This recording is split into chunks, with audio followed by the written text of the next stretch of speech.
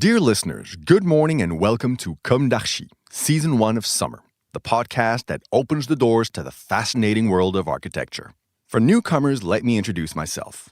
I'm the spokesperson of Anne-Charlotte Despons, PhD in History of Architecture, published author, head of a communication and development agency based in Paris, France, dedicated to architecture. Let's meet every week to discuss culture and architecture with specialists and learn how to look at projects through a context and diversity lens. To offer you the best content, Philippe Henry, sound engineer, is at the technical helm of the podcast.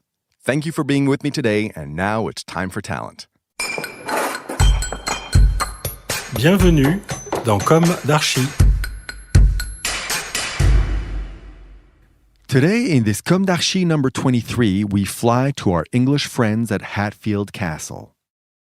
Located north of London, in Large Park, the Great Park, near the town of Hatfield in Hertfordshire, England, this Jacobean house was built between 1607 and 1611 by Robert Cecil, first Earl of Salisbury and Chief Minister to King James I of England, and has remained, to this day, the home of the Cecil family, Earls of Salisbury.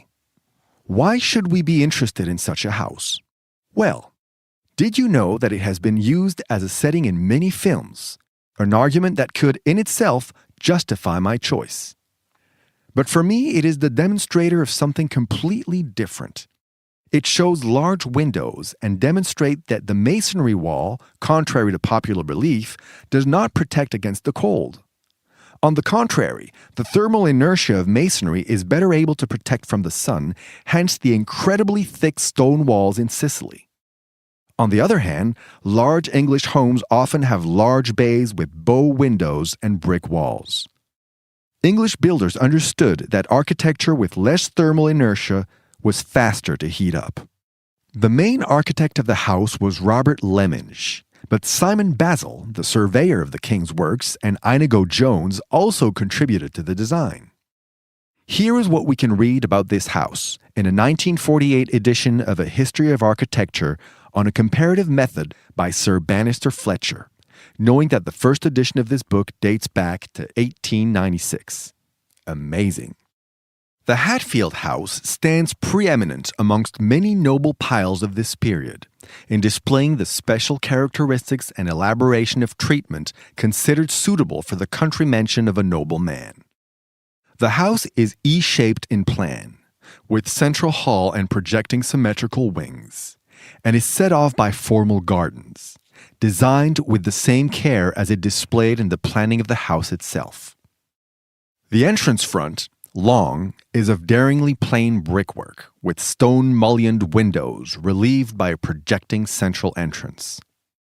While the bay windows of the wings are taken up as small lateral towers, and the building is finished by a flat roof and balustrade and dominated by a central clock turret. The south front is much more ornate in treatment, with Doric, Ionic, Corinthian orders superimposed to form a centerpiece flanked by an arcaded ground story, mullioned windows, and pierced parapet. The two-storied hall with mullioned windows, minstrel's gallery, and mottled plaster ceiling is a Renaissance development of the medieval hall, but there is an unusual connecting gallery at the day's end. The long gallery, chapel, grand staircase, and suites of private rooms all contribute to the completeness of this Jacobean mansion, and do honor to its architect Robert Lemminge, who also designed Blinkling Hall. Do you know what the Jacobean architecture is? It is the name given to the second phase of Renaissance architecture in England, succeeding the Elizabethan model. It is named after James I, King of England from 1603 to 1625. And finally, what films was the beautiful house used as a set for?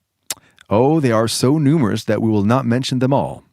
Among the most famous, Greystoke, The Legend of Tarzan, Batman, Tomb Raider, Elizabeth the Golden Age, Pride and Prejudice, The Favourite. This architecture of English-style splendor seduces. It still promises to astonish us, and so much the better. RV next week for the return of our usual formats and the launch of Season 2 of Comme d'Archi, with the interview of a very nice agency. The agency will describe one of their projects in English, a special recording that will be aired every Wednesday.